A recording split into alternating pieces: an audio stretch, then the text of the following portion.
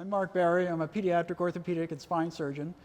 And this is another technique that I developed to help in pedicle screw placement in very severe scoliosis curves, for example, over 70 degrees. What we do is we place our fixed head pedicle screws on the convex side, which are easy to find in a technique I described earlier in terms of getting the pedicle screws straight down the longitudinal axis of the pedicles with basically a C-arm almost straight up and down.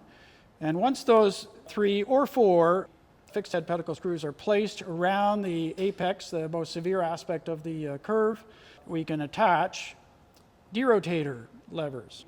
So here's 3 tubes on these fixed head pedicle screws. We have a connector to connect them all together, and we have an outrigger placed.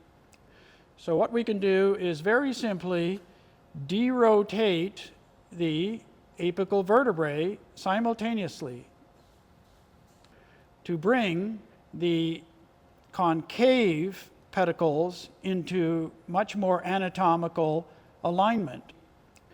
What I do is I use a Curlix under my foot, drop it or hook it to this outrigger, and hold this in position. So now my hands are free to go ahead and instrument the pedicles on the concave side in a similar technique, using the C-arm to shoot straight down the longitudinal axis of the pedicle. So you can see how this angle is very similar, very anatomic, about 15 degrees, triangulation towards medially, and ready to go to place these pedicle screws on the concave side.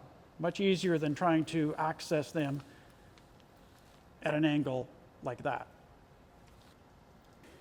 Adding a cling to the floor really helps you in terms of freeing up your hands and basically getting the derotation and holding the derotation. Obviously, once we're done, we come off and we drop this to the floor.